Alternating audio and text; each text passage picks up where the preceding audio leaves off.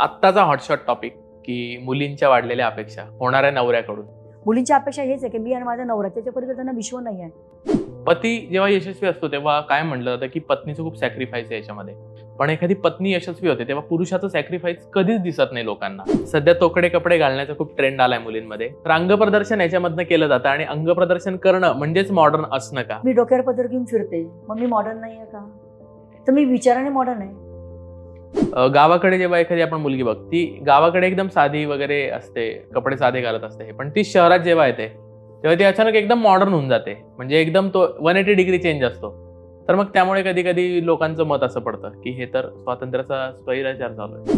ज्या बायकांचे पती आहेत जगात आणि त्यांना त्यांची कदर नाहीये पतीची, त्यांना तुम्ही काय सांगता? आपण म्हणतो ना की एखादा पाळीव प्राणी आपण पाळतो, कुत्रा पाळतो, मांजर पाळतो, त्याच्याशी सुद्धा आपल्याला अटॅचमेंट होते.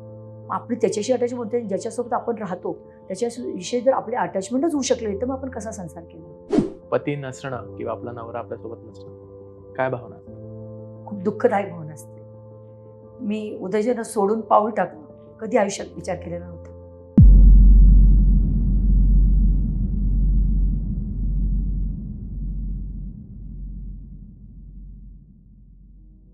मंडळी नमस्कार. वैचारिक किड्याच्या वैचारिक गप्पा या सेगमेंटमध्ये तुमचं पुन्हा एकदा स्वागत आहे. स्मिताताई वाघ आपल्यासोबत आहेत. ताई, तुमचं खूप खूप स्वागत आहे वैचारिक किड्यामध्ये. नमस्कार. आजचा विषय ना फार इंटरेस्टिंग आहे. आपण काय मागतो की एखाद्या यशस्वी पुरुषाच्या मागे कशी त्याची बायको किंवा एक स्त्री उभी होती भरभक्कमपणे. पण हा विषय जास्त चर्चेला घेतला जात नाही की एखादा पुरुष स्त्रीच्या मागे पण किती खंबीरपणे उभा असतो. आपण या विषयातच चर्चा करणार आहोत. ताईंचं मी छोटंसं एक फक्त सांगतो की सामाजिक आणि राजकीय क्षेत्रात त्या प्रचंड ऍक्टिव्ह आहेत आणि जळगावची जी जिल्हा परिषद आहे त्याच्या पहिला महिला अध्यक्षा म्हणून ताईंनी काम केलंय. तर अशा एकूण अनुषंगाने मस्त गप्पा मारूयात आज. हा माझ्या भावांना खूप एपिसोड आवडणार आहे, ही मला 100% खात्री आहे. ताई, आजकाल लिव्हिंगचा जमाना आहे किंवा नात्यांची खूप व्याख्या बदलतीये. तर अशा विषयात म्हणजे जेव्हा आपण चर्चा करतो तेव्हा तुम्हाला काय वाटतं की एखाद्या स्त्रीच्या आयुष्यात तिच्या पार्टनरचं म्हणजे नवऱ्याचं किती महत्व असू शकतं किंवा आहे? नवऱ्याचं महत्व आहे म्हणूनच मला वाटतं स्मिता वाघ आज या क्षेत्रापर्यंत पोहोचू शकलेली आहे. क्या बात आहे. माझा नवरा माझ्या मागे जर खंबीरपणे उभा नसता तर मला असं वाटतं मी जी सगळ्या पदांपर्यंत पोहोचली ती पोहोचली नसते.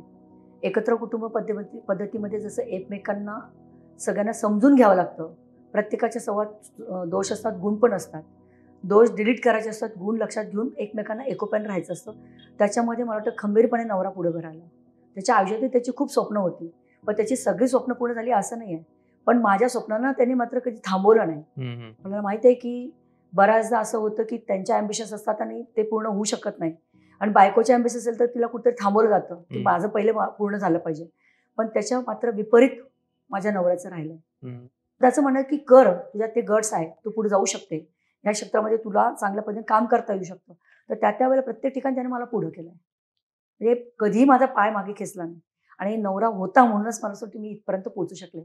आत्ताचा हॉटशॉट टॉपिक की मुलींच्या वाढलेल्या अपेक्षा होणाऱ्या नवऱ्याकडून. म्हणजे तुमच्या वेळी काय अपेक्षा होत्या आणि तुम्ही आत्ताच्या मुली बघतायत नवऱ्याकडून असणाऱ्या अपेक्षा, तुम्हाला किती तफावत वाटते त्याच्यात? माझं नवऱ्याकडनं ज्या काही अपेक्षा होत्या त्यावेळेला ते मी कर्तृत्वावर भर दिला होता. त्याचं दिसणं, त्याची प्रॉपर्टी, त्याचा पैसा, त्याला खूप मोठ्या पगारची गलट नोकरी, हे विषय माझ्या आयुष्यात नव्हतेच. त्याच्या कर्तृत्वावर माझा विश्वास होता. पण मला असं वाटतं की माझं जेव्हा लग्न झालं त्यावेळेला तर आमची परिस्थिती फार कठीण होती. एक टाइम खाऊन आम्ही दिवस काढले. त्यावेळेला मला आठवतं की उदयजी दूध संघाला 30 रुपये रोजाने कामाला जात होते. सायकलीवर जायचे, व्हेकल सुद्धा नव्हतं आमच्याकडे. आणि त्याच दूध संघाच्या नंतर ते संचालक झाले. मला वाटतं मी त्या कर्तृत्वावर प्रेम केलं आणि त्या कर्तृत्वावर मी विश्वास ठेवला. आत्ताच्या मुलींची पण तीच स्थिती असायला पाहिजे. मुलाकडे किती प्रॉपर्टी आहे, किती भौतिक सुख आहे, त्याच्याकडे बंगला आहे, गाडी आहे, त्या याच्यापेक्षा मुलींनी जर कर्तृत्वावर विश्वास ठेवून जर लग्न केलं तर मला वाटतं त्या सुखी होऊ शकतील. पण आताच्या मुलींची अपेक्षा खूप आहे. मला आठवतं मी प्रिंटिंग प्रेसचा माझा व्यवसाय असल्यामुळे वधूवर सूचकची माझ्याकडं पुस्तकं छापायला यायची. त्यावेळेला त्या ठिकाणी दिलेलं असायचं,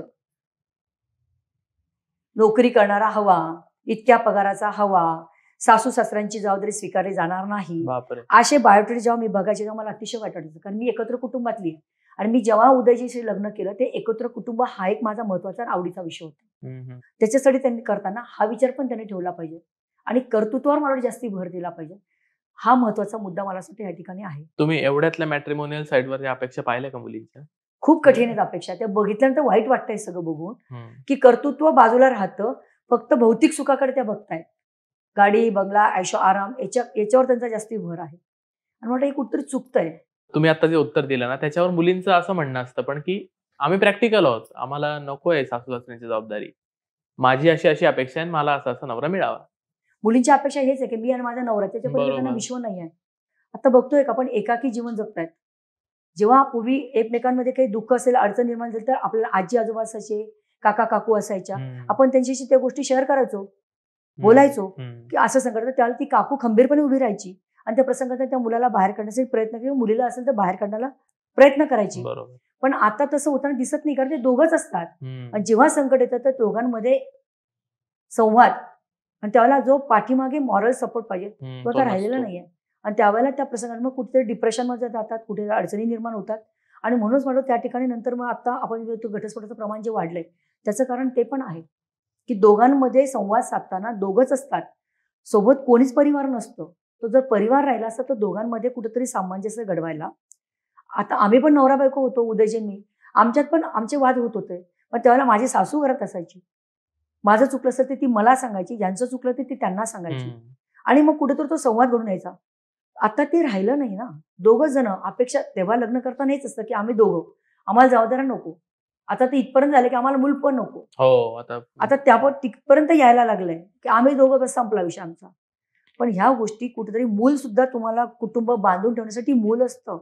हे आपण विसरतोय कुठेतरी. त्या मुलामुळे आपण एकत्र बांधले जातो. आणि मला वाटतं ह्या सगळ्या प्रसंगात जे घटस्फोटाचं प्रमाण वाढतं ते त्याच्यामुळे वाढतंय, की कुटुंब नसतं, आधार नसतो. त्यावेळेला सुरुवातीला खूप छान वाटतं आपण दोघंच एकत्र आहोत. पण नंतर जसा काळ जातो तेव्हा लक्षात येतं, की आपण आज एकाकी आहोत. संवाद साधायला कोणीच नाही आपल्याजवळ. मग डिप्रेशनचे प्रमाण वाढले, घटस्फोटाचे प्रमाण वाढले, त्याची मागे कारणं आहेत. आत्ताच्या संसारांच्याकडे बघताना तुम्हाला असं वाटतं, की थोडीशी पार्टनरशिप वीक आहे, अशी अडचणीची परिस्थिती आल्यानंतर स्त्री त्या पुरुषाला साथ देत नाही वगैरे असं वाटतं कधी? तर म्हणजे दोघांचे स्वभाव जुळणं आणि जुळून सोबत काम करणं ही शेवटी दोघांवर अवलंबून असतं, ते एकावर नसतं. दोघांच्या अँबिशन्स खूप मोठ्या आहेत, अपेक्षा खूप मोठ्या आहेत. पण थांबायची वेळ तर कोणाची थांबण्याची तयारी नाही, जी आम्ही केली आहे त्या काळात, की ठीक आहे मला अडचण आहे, तू पुढे जाऊ शकते तर जा.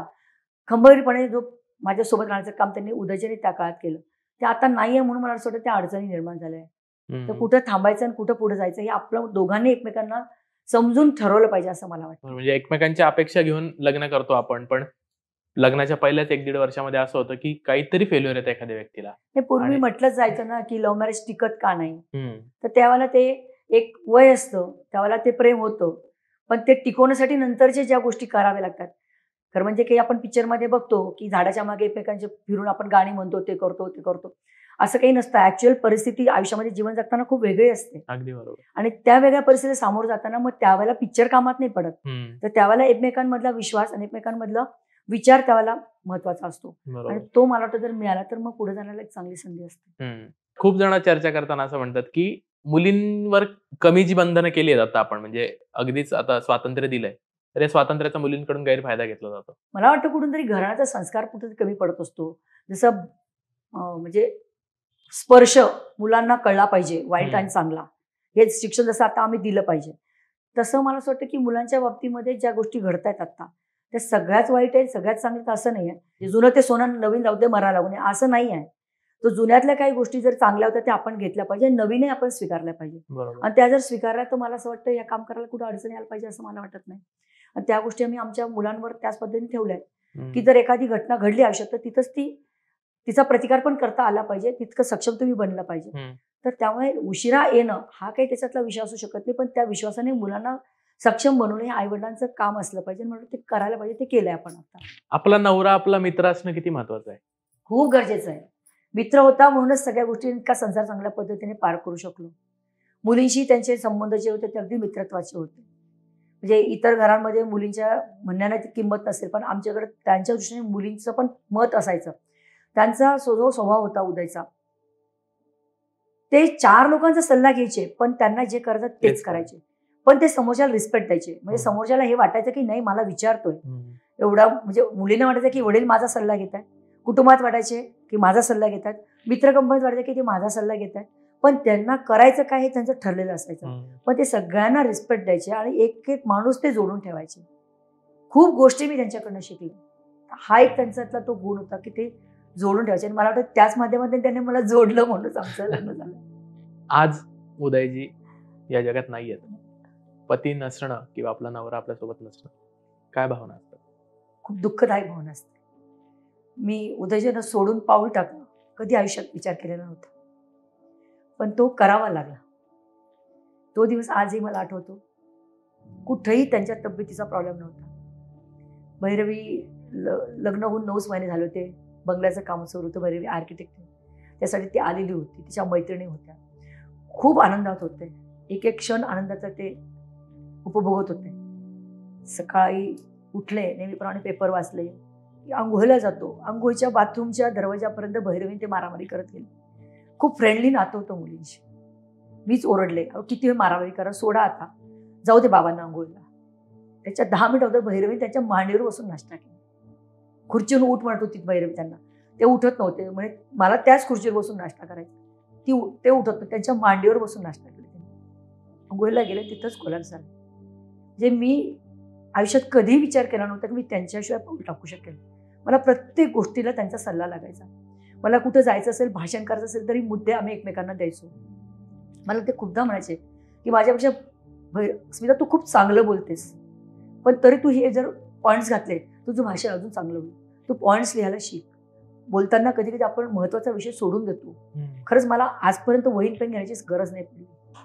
पण आमच्यातलं जे नातं होतं ते खूप फ्रेंडली होतं, खूप निर्मळ होतं.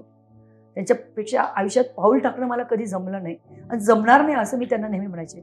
सगळं होऊ शकतं. मला आयुष्यात कितीही कठीण प्रसंगात जावं लागलं, मला एक टाईम खायची वेळ आली, पण तुम्ही सोबत पाहिजे, हे माझी भावना होती.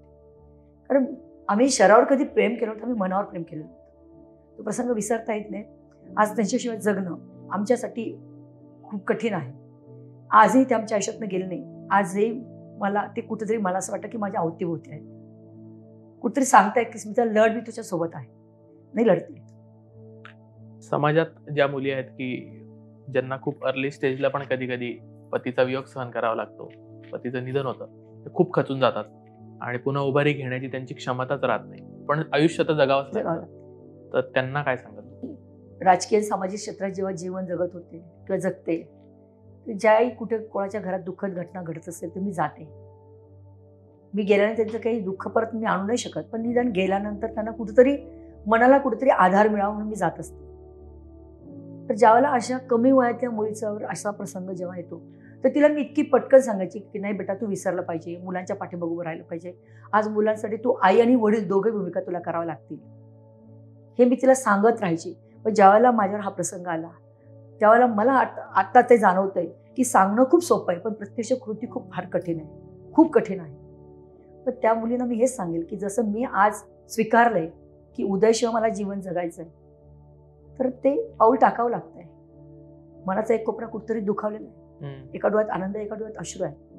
पण मी असा त्याच्या पुढे जाऊन विचार असा केला की मी जर दिवसभर दुःखी राहिली तर माझ्या घरातले माझे सगळे मुलं, माझ्या कुटुंबातले लोक, मी तोंड लटकून फिरत राहिली तर तेही तोंड लटकून फिरत राहतील. पण मी त्यांच्या आनंदासाठी माझ्या चेहऱ्यावर मी आता दुःख आणत नाही, मी डोळ्यात पाणी आणत नाही. मी सांगते की तुम्ही चला सगळे सोबत राहा, आपण सगळे सोबत म्हणून उरलेला प्रवास पूर्ण करू. आणि खंबीरपणे त्यांच्या पाठीमागे आता उभी राहते. कारण मला माहिती आहे की मी जर नाही उभी राहील तर माझं पूर्ण कुटुंब आज थांबेल. कारण आज आपण जेव्हा कर्ताव व्यक्ती घरात असतो त्याच्यावर बाकीचे सगळे लोक अवलंबून असतात. तो जर खचला तर पुढे ते घर उभारी धरू शकत नाही.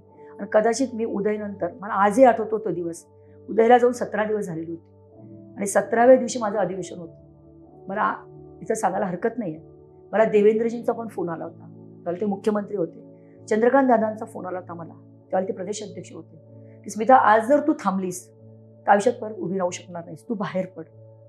मला असं वाटतं की परिवार काय म्हणतो तर वाघ किंवा माझ्या मायाचा जागीरदार परिवार नाही, तर खऱ्या अर्थाने आम्ही हा परिवार समजतो जिथं आम्ही काम करतो आहोत. आमच्या अवतीभोवती ज्यांच्यासोबत मी काम करते तो व्यापक अर्थाने माझा परिवार आहे. आणि हे सगळे मॉरली माझ्यासोबत उभे राहिले आणि म्हणून मला असं वाटतं की मी आज उभी राहू शकले. माझी मुलं आहेत, माझं कुटुंब आहे, माझ्या परिवारातले सगळे, माझे जाऊ दीर असतील सगळे, किंवा माझ्या अर्थाने माझं पक्षातला परिवार असेल, आणि जनतेतले माझे जवळचे लोक असतील ते आहे म्हणून मी आज उभी आहे. तर ते विसरणं आयुष्यात तो विसरू शकत नाही, पण माझ्यामुळे इतरांनी का दुःखी राहावं म्हणून मी काही गोष्टी माझ्या बाजूला ठेवल्या आणि त्यांच्या आनंदात मी माझा आनंद होता मानते. एक खंबीर पतीची साथ असणं आयुष्यात किती महत्वाचं आहे. एकमेकांची साथ असेल तरच तुम्ही पुढे जाऊ शकतात. आज उदय माझ्यासोबत नसते तर मी आज पुढे गेली नसती.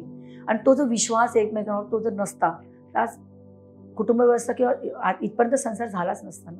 तेव्हा मला असं वाटतं की जेही कुटुंब कोणी असेल तर एकमेकांविषयी आत्मीयता, रिस्पेक्ट, एकमेकांच्या भावनांचा आदर या गोष्टी केल्या तरच मला असं वाटतं ते नवरा बायकोचं नातं जे आहे ते खूप चांगल्या पद्धतीने फुलू शकतं आणि ते मोठं होऊ शकतं.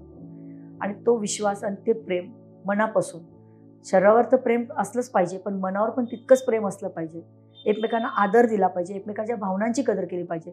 कुठं कोणी जायचं आणि कोणी थांबायचं तर त्यावेळेला स्वतःची जर इच्छा असेल तर थांबता पण आलं पाहिजे. तर मला असं वाटतं हे जर केलं तर खऱ्या अर्थाने नवरा बायकोचं नातं हे खूप चांगल्या पद्धतीने फुलू शकेल आणि राहू शकेल आणि घट्ट होऊ शकेल. आपला नवरा म्हणजे आपलं प्रेम असतं.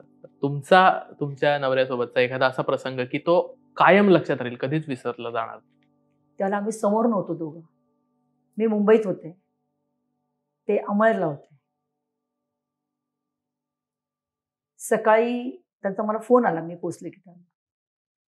स्मिता पोचली का म्हणे, आजची काय काय काम आहे. म्हटलं ही काम आहे. काय माहिती म्हणे स्मिता, आज तू घरात नाही तर खूप घर खायला उठले. तू अवतीभोवती असली ना की घर कसं घरासारखं वाटतं. ते शेवटचं वाक्य आणि ते तिसऱ्या दिवशी ते गेले. ते शब्द आजही माझ्या कानावर असतात आणि ते मला दिलासा देऊन जातात की ते कुठेतरी माझ्यासोबत आहेत. तू नसले की घर खायला उठतं. हा जो या शब्दात जे काही भरलंय ना ते विसरता नाही येत. ज्या बायकांचे पती आहेत जगात आणि त्यांना त्यांची कदर नाहीये पतीची, त्यांना तुम्ही काय सांगता? बायकांनी कदर तर केलीच पाहिजे त्या नात्याची, खरं म्हणजे. कारण दोघांशिवाय संसार होत नाही. रथाची 2 चाकं आहेत, ती सोबत चालावी लागतात. सोबतच काम करून तो पुढे संसार रेटावू लागतो. आणि जर हे महत्त्व जर त्यांना कळलं नसेल तर त्यांनी काय संसार केला हा मोठा प्रश्न आहे. हा माझाच प्रश्न आहे, त्यांनी काय संसार केला. ज्यावेळेला तुमची एकमेकांमध्ये जर अटॅचमेंट नाही झाली तर संसारच कसा झाला. मग संसार जर नाही तर मग रिस्पेक्ट कसा राहील. जर ते एकमेकांमध्ये गुंतेच नाही, भावनिक नाही, मानसिक नाही, शारीरिक नाही, तर मग तो संसारच कसा काय असू शकतो. आपण म्हणतो ना की एखादा पाळीव प्राणी आपण पाळतो, कुत्रा पाळतो, मांजर पाळतो, त्याच्याशी सुद्धा आपल्याला अटॅचमेंट होते. तो जर गेला तर आपल्या डोक्याला आपण 4 दिवस अन्न आपल्या उतरत नाही घशाखाली. आपली त्याच्याशी अटॅचमेंट होते. ज्याच्यासोबत आपण राहतो त्याच्याविषयी जर आपली अटॅचमेंटच होऊ शकली तर मग आपण कसा संसार केला. आणि जर ते करायचं असेल तर ह्या गोष्टी आपण सगळ्या केल्या पाहिजे. म्हणून कोणतंही कपल असेल तर त्यांनी ह्या गोष्टी केल्या तरच तो संसार फुलतो. तर मला असं वाटतं ह्या सगळ्या गोष्टी त्या ठिकाणी असल्या पाहिजे. एकमेकांची अटॅचमेंट असली पाहिजे, एकमेकांच्या भावनांची कदर केली पाहिजे, एकमेकांना रिस्पेक्ट दिला पाहिजे. स्वतःसाठी आणि त्याच्यासाठी जे काही त्यांच्या आयुष्यातली स्वप्न असतील ती दोघांनी मिळून साकारली पाहिजे. त्यामुळे एकत्रित राहणं म्हणजे काय तर तेच हे एकत्रित राहणं असतं. ताई, मी ऐकलं की तुमचंही लव्ह मॅरेज आहे. हो. तुमच्या लव्ह मॅरेजची स्टोरी सांगा ना मला. उदयजी आणि तेव्हा मी विद्यार्थी परिषदेचं काम करत होते. त्यांचा तो डॅशिंग स्वभाव तुम्हाला खूप आवडायचा. उत्तर महाराष्ट्र विद्यापीठाचा व्हावं म्हणून पहिल्यांदा एबीबीच्या कार्यकाळात रस्ता रोको, रेल्वे रोको झालं होतं. त्या रेल्वे रोकोमध्ये जेव्हा समोरून रेल्वे आली, मागचे सगळे पळून गेले. हेच जिंदाबाद आणि हेच मुर्दाबाद करायचं. खूप डॅशिंग होते ते. एकदा असं काही प्रसंग निर्माण झाला त्यावेळेला परिस्थिती. मी ठरवलं लग्न करायचं. मी डायरेक्ट जाऊन विचारलो की हे परिस्थिती झालेली आहे, आपलं डिसिजन करायचं, लग्न करायचं, काय करायचं, काय विचार आहे तुमचं. म्हणजे मी विचार करतो. मी थोडी जरा चक्रात पडले होते त्यावेळेला. म्हटलं ठीक आहे करा, 2 दिवस विचार. 2 दिवसांनी सांगितलं ठीक आहे डन. पण पळून जाऊन लग्न करणं हा डोक्यात कधीही विषय नव्हता. कुटुंब व्यवस्थेला मानणारे आम्ही होतो. आईवडिलांच्या आशीर्वादाशिवाय पुढे जायचं नाही ठरलेलं होतं. माझ्या घरूनही विरोध होता, त्यांच्या घरूनही विरोध होता. त्यांच्या काकाने ते माझा 1.5 तास इंटरव्ह्यूज घेतला होता. अचानक घरी आले. मी त्यावेळेला जळगावला मी एकटेच असायचे आणि मला सांगितलं का लग्न नको करू. त्याची कारणं सांगितली. नोकरी नाही, व्यवसाय नाही, कसं लग्न करणार, पुढे जीवन कसं जगणार. म्हटलं नाही, ह्याच तारखेला लग्न होणार, ते करणार, त्याच बदल नाही होणार. राहिला प्रश्न पुढचं कसं करायचं, तर त्याचं आम्ही बारगा काढू बरोबर. मनवलं दोघांनाही. माझे वडील तयार नव्हते. आले लग्नाला ते अक्षर टाकायला, पण पाहुण्यासारखे आले निघून गेले. आणि सगळ्या मित्रांनी मिळून ते लग्नाची सगळी परिस्थिती सगळी सांभाळली होती. म्हणजे एकाने ब्राह्मण आणला, एकाने पत्रावळ आणली, एकाने किराणा आणला, असं लग्न झालंय. म्हणजे आपण लहानपणी बावला बावलीचं लग्न करतो ना, तसं लग्न आमचं झालंय. पण नंतर मात्र खूप स्ट्रगल आम्हाला करावं लागलं. नोकरी नव्हती, कुठला व्यवसाय नव्हता. काही दिवस उद्याची रिक्षा पण चालवली. अरे बापरे. थोडे पैसे उसने रिक्षा घेतली. दिवसभर मग ते दूध संघाला मी सांगितलं त्याप्रमाणे 30 रुपये रोजाने काम केलं आणि पार्ट टाइम गावकरीला पत्रकारिता केली. पत्रकारिता शिकले. म्हणजे सांगायला अडचण नाही, 530-560 रुपये दूध संघाकडनं मिळायचे. कारण शनिवार रविवार सुट्या, बाकीच्या नॅशनल सुट्या, आणि 400 रुपये गावकरीतनं मिळायचे. आणि घराचं भाडं यायचं 1000 रुपये. असं 2000 मध्ये आम्ही 4 जण. लग्न झालं लगेच 2 दीर शिकायला आणले मी माझे. 3 वर्ष असे काढले एक टाइम खाऊन. सकाळी जर 2 पाहुणे जास्तीचे आले तर ह्यांना मला रात्री उपाशी राहावं लागायचं. कारण आमचं 350च्या वर किराणा गेलेला आम्हाला जमत नव्हता. तेवढे पैसे बाकीचे कुठून आणायचे. इथपासून सगळी सुरुवात झाली. आणि नंतर मग एक प्रेस भाड्याने घेतला, तिघं मिळून एकत्र. ते 10,000 पण भरायला आमच्याकडे पैसे नव्हते. मग इकडून तिकडून पैसे आणून आम्ही ते सुरू केलं. वर्षभर एक्सपिरियन्स घेतला. आमच्यातनं एक पार्टनर गळाला. मग 2 पार्टनरमध्ये आम्ही सुरू केला. आणि त्याच्यानंतर तोही पार्टनरचा प्रॉब्लेम क्रिएट झाले. खूप मोठं कर्ज आमच्या डोक्यावर झालं. मग आम्ही दोघांनी ठरवलं की आत्ता आपण हे सुरू करूया. जे होईल ते होईल. कष्ट आणि मेहनत. 18 तास प्रेसवर काम केलंय. 18 तास. कधी कधी तर असं व्हायचं की मी 2 दिवसामध्ये फक्त 1 तास झोपायचे. कारण प्रश्नपत्रिकांचे काम माझ्याकडे होते. पूर्ण जळगाव जिल्ह्यातल्या 183 प्रश्नपत्रिका 5वी ते 10वीच्या माझ्याकडे असायच्या. अशा पद्धतीने सगळं काम सुरू केलं. पण मी काही गोष्टींचे निर्णय त्यावेळेला केले होते आणि स्वभाव आवडत होता. आणि मला हे पूर्ण विश्वास होता, खात्री होती की लात मारायची तर पाणी काढेल असं कर्तृत्व उदयजींचं होतं. आणि त्यांनी ते केलं त्या काळात. आणि स्वभाव खूप प्रेमळही होता, हट्टी पण होते. सगळेच गुण होते. कोणताच गुण नाही की असं नव्हतं त्यांच्यात. सगळेच गुण होते. आणि ठरवलेलं मिशन पूर्ण करायची ताकद पण होती. आणि दोघेही सपोर्टली काम करत राहिलो आणि एकमेकांना सपोर्ट देऊन पुढे गेलो. शेवटी एकमेकांवर जे प्रेम केलंय, फक्त शरीरावर प्रेम केलेलं नसतं माणसाने, मनावर पण प्रेम केलेलं असतं. आणि मनावर जर प्रेम केलेलं असेल तर मला वाटतं सगळी नौका पार करायला कुठेच अडचण येत नाही. त्यामुळे ते पद्धतीने करू शकलो. गावाकडे जेव्हा एखादी आपण मुलगी बघतो, आपण जळगावात बसलोय, ती गावाकडे एकदम साधी वगैरे असते, कपडे साधे घालत असते. पण ती शहरात जेव्हा येते तेव्हा ती अचानक एकदम मॉडर्न होऊन जाते. म्हणजे एकदम तो 180 डिग्री चेंज असतो. तर मग त्यामुळे कधी कधी लोकांचं मत असं पडतं की हे तर स्वातंत्र्याचा स्वैराचार चालू आहे. मला असं वाटतं साधारणतः 10वी नंतर किंवा 12वी नंतर जेव्हा मुली बाहेर पडतात, कारण तीच वेळ असते बाहेर पडण्याची. ते वय जे आहे ते एक तर पूर्ण म्हणजे मॅच्युअर पण नसतं आणि पूर्ण सक्षम पण नसतं त्या वयात. खूप गोष्टी त्यावेळेला आपल्या शारीरिक आणि मानसिक बदल त्या काळात घडत असतात. हा सायकोलॉजिकल पार्ट आहे. पण त्या पार्टमध्ये मला असं वाटतं की ह्या गोष्टींमध्ये त्यांचं जर ध्येय जे आहे ते जर त्यांनी व्यवस्थितरित्या जर डोक्यात ठेवलं असेल तर मला असं वाटतं ह्या गोष्टींमध्ये त्या अडकणार नाहीत. मला वाटतं तिथं त्या ठिकाणी संस्काराचा पण भाग आहे की आपण ज्या उद्देशाने त्या ठिकाणी होतो तो उद्देश आपला क्लिअर आहे. तर ह्या गोष्टी करताना मला वाटतं त्या संस्कृतीकडे वळताना आपण ठरवलं पाहिजे. कारण एखादी गोष्ट आयुष्यातली कोणत्या वळणावर घेऊन जाईल आणि कुठं त्यांचं आयुष्य बदलेल ते मला वाटतं त्यांनी त्या पॉईंटवर त्या गोष्टींना त्यांनी आळा नाही घातला तर मग पुढे मात्र त्या गोष्टींना आयुष्यभरासाठी त्यांना पश्चाताप करावा लागतो. मला असं वाटतं की मी बाहेर पडते तर आमच्याकडे बघण्याचा दृष्टिकोन लोकांचा का नाही बदलत. कारण आम्ही ती इमेज आमची निर्माण केलेली आहे. आम्ही आमचं व्यक्तिमत्व निर्माण केलेलं आहे. मग त्यामुळे त्या मुलींनी पण हे ठरवायचे की आपलं व्यक्तिमत्व कसं असलं पाहिजे, आपल्याकडे बघण्याचा दृष्टिकोन लोकांचा किंवा व्यक्तीचा कसा असला पाहिजे. तो जर त्यांच्या डोक्यात असेल तर मला असं वाटतं ते होऊ शकतं. माझं वाक्य नेहमी एक असं असतं की तुमच्या नजरेत जरब अशी असली पाहिजे की जे समोरच्या व्यक्तीच्या वासना तुमच्याकडे त्या पद्धतीने व्हायला नको, इतकी तुमच्या नजरेत जरब असली पाहिजे.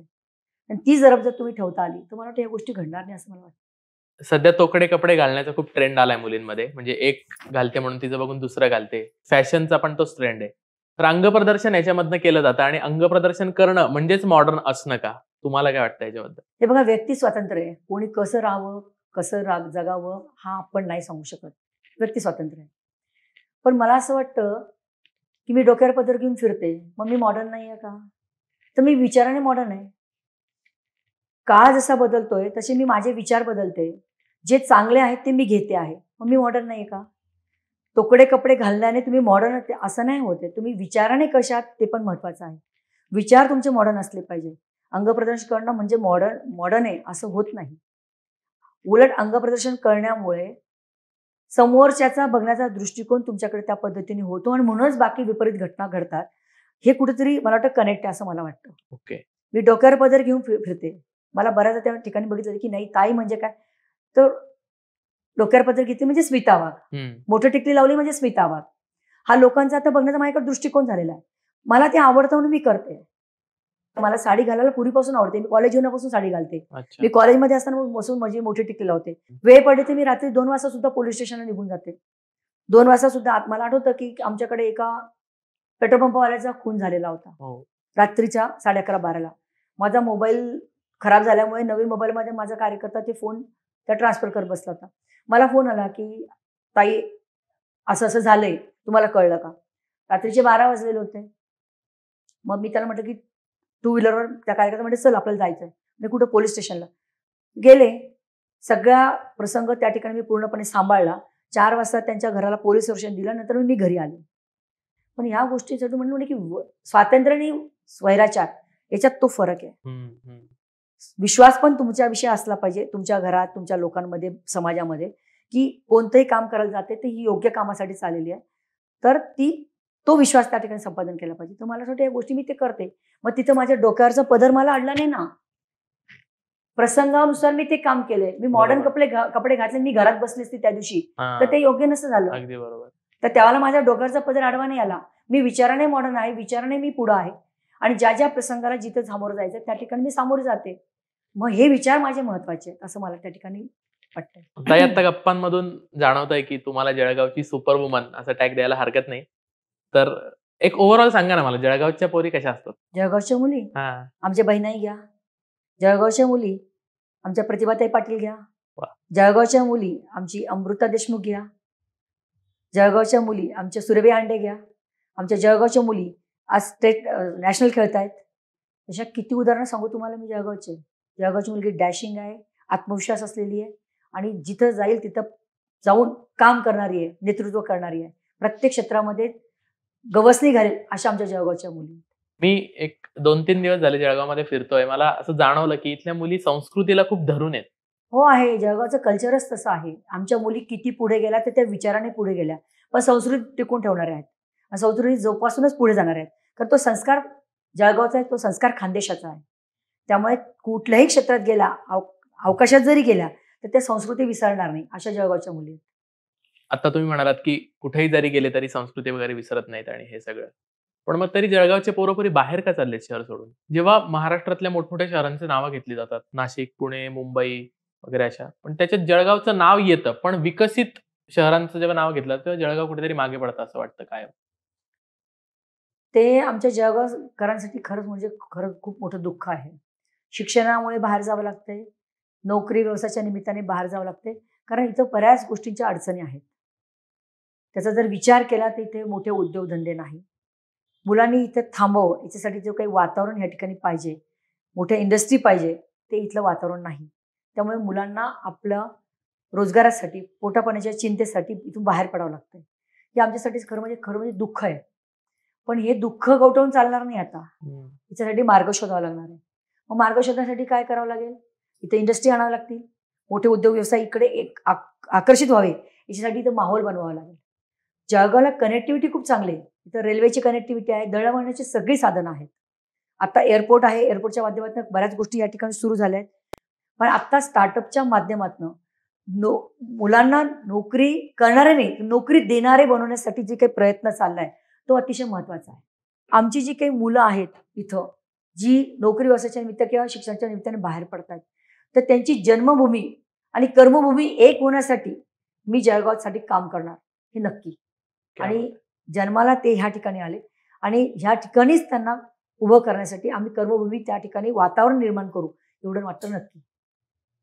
पुणेकरांचं कौतुक करता, मुंबईकरांचं कौतुक करतात. म्हणजे जळगावमध्ये काय असं भारी आहे की त्यांनी स्वतःचं कौतुक करावं? आमनं जळगाव का बरं भारी माहितीये का? तुम्ही युट्यूब कोणती गाणी जास्त चालतस? आमने आय रनिंग गाणी चालतस ना तडे. मला धमाका कोण कर राही ना युट्यूब मा धमाका खानदेशना जळगाव ना शे. हे तुम्हाला माहित नाही का? माहिती, आम्ही पण ऐकतो खानदेशी गाणी. आमने वांगी, आमनं भरीत, आमने कैनानी भाकरी, आमना आटना ठेचा, आमना आटना बिबडी खायला का तुम्ही? खायले ना. आई आमने जळगाव शे. आमना जळगाव मा काय नाही शे. जे जळगाव मा शे बाहेर ते कोठे सापडाव नाही तुम्हाला. आमने शेवभाजी कोण फेमस वहिनी, आमने जळगावातून ना तू फेमस वहिनी, आणि बाहेर आते हॉटेल में भेट राहिनी जो शोभाजी खातस ना तुम्ही, ती आमनी आय राणीनी जळगावनी शे, आणि आठून ती आते हॉटेलમાં पोचेले. जळगावમાં काय नाही शे, जे बाहेर नाही शे ते जळगावમાં शे. जळगावमध्ये आमची आता नेहा राजपूत UPSCची ती देशात 51 नंबरवर आली, हे जळगावमध्ये आहे. आमची महाजन तिने केळीच्या खोडापासून सॅनिटरी नॅपकिन तयार केले. एवढं क्रीम आमच्या जळगावमध्ये आहे. आमच्या जळगावमध्ये केळी पिकते, केळी म्हटलं की त्याला लगेच जळगावचं नाव तोंडावर येतं, हे जळगावमध्ये आहे. आणि त्याच्यासोबत तुम्ही जे कपडे घातले ना, मी साडी घातली ना, तो कापूस आहे ना, तो माझ्या जळगावमध्ये होतो. जळगावमध्ये काय नाही आहे, जळगावमध्ये खूप आहे. फक्त तुमचा जो दृष्टिकोन आहे ना, मुंबई पुणे, कधीतरी मागे वळून फिरा आणि बघा की जळगावमध्ये काय काय आहे. खूप गोष्टी आहेत जळगावमध्ये. या एकदा जळगावमध्ये आणि बघा सगळं एकदा. इतक्या छान तुम्ही पद्धतीने उत्तरं देताय त्या प्रश्नांची. एक मध्यंतरी मी UPचा किस्सा ऐकला होता की त्या नवऱ्याने लग्न झाल्यानंतर कमी शिकलेल्या बायकोला शिकवलं, ग्रॅज्युएट केलं. एवढ्यावरच नाही थांबला, तर त्यांनी तिला स्पर्धा परीक्षा द्यायला भाग पाडलं आणि ती अधिकारी झाली. आणि अधिकारी झाली, पैसा आला, प्रसिद्धी आली, आणि तिने त्या नवऱ्याला सोडून दिलं. खूप प्रसंग गाजला होता हा. असे किस्से जेव्हा ऐकते तेव्हा काय वाटतं तुम्हाला अशा केसेस मधून? ज्याने घडवलं त्याला सोडून जाणं हा विचार तरी कसा मनाला शिवतो, ज्याच्यामुळे त्या एवढ्या मोठ्या पदापर्यंत पोहोचल्या. मला वाटतं मंदिराचा कळस आपल्याला दिसतो पण पायरी दिसत नाही. ज्या पायरीवर पाय ठेवून आपण त्या कळसाकडे बघतो, त्या पायरीचा काय त्याग असतो. तर त्याग जर तुम्ही विसरत असाल तर कळस बघण्याकडे काही अर्थ राहत नाही. मला असं वाटतं त्या क्षणी त्या महिलेचं हेच चुकलेलं आहे की ती पायरी विसरली आहे. असे प्रसंग जर आयुष्यात येत असतील तर ते अतिशय चुकीचं आहे. माणसाने पायरी कधीच विसरायला नको. काय मेंटॅलिटी असेल या अशा वागण्यामागे? खरं म्हणजे तिने एक तर चुकीचंच पाऊल उचललेलं आहे की ज्याच्यावर खरोखर मनापासून प्रेम होतं आणि ज्याने तिच्यासाठी एवढा त्याग करून तिला इतकं मोठं केलं, तर त्याला अशा परिस्थितीत सोडून जाणं ते एकदम चुकीचंच आहे. पण अशी किती उदाहरणं आहेत. माझ्या जवळच एक नातेवाईक आहे, त्यांचं जेव्हा लग्न झालं तर त्यांचं शिक्षण म्हणजे 10वी झालेलं होतं. पण नंतर त्यांनी त्यांच्या पतीने त्यांना खूप शिकवलं. त्या शिक्षिका आहे, हेडमास्टर म्हणून त्या आता एखादं बघून त्या रिटायर झाल्या. तर एक माणूस त्या व्यक्तीसाठी करतो, तर दोघांनी इतका चांगला इतका उत्कृष्ट संसार केला. आज त्यांचा मुलगा डॉक्टर आहे. अशी कितीतरी उदाहरणं आहेत समाजामध्ये की ते दोघांमध्ये ज्या प्रेमापोटी एकाने एकाला मोठं करणं आणि दोघांचं खूप चांगल्या पद्धतीने प्रेमाचं संसार फुलवणं, अशी कितीतरी उदाहरणं आहेत. पण जर कोणी मुलगी असा विचार करत असेल तर ते खरोखर अतिशय चुकीचं आहे. मग खरंच तिचं प्रेम होतं का? तर मला असं वाटतं की प्रेम नव्हतं, गरजेपुरतं वापरून घेतलं आणि सोडून दिलं. ही प्रवृत्ती कुठेतरी थांबली पाहिजे आणि या प्रवृत्तीनं बाहेर आलं पाहिजे असं मला वाटतं. पती जेव्हा यशस्वी असतो तेव्हा काय म्हटलं जातं की पत्नीचं खूप सॅक्रिफाईस आहे याच्यामध्ये. पण एखादी पत्नी यशस्वी होते तेव्हा पुरुषाचं सॅक्रिफाईस कधीच दिसत नाही लोकांना. म्हणजे ती कर्तृत्ववान आहे, तिने स्वतःच्या जीवावर केला असं म्हटलं जातं, पण पुरुषाचं पण सॅक्रिफाईस असतं. प्रश्नच नाही. जेव्हा स्मिताचं नाव घेतलं जातं तर त्याच्याबरोबर उदयचं नाव घेतलंच जातं. त्यावेळेला तो ग्रामपंचायतच्या निवडणुका आलेल्या होत्या.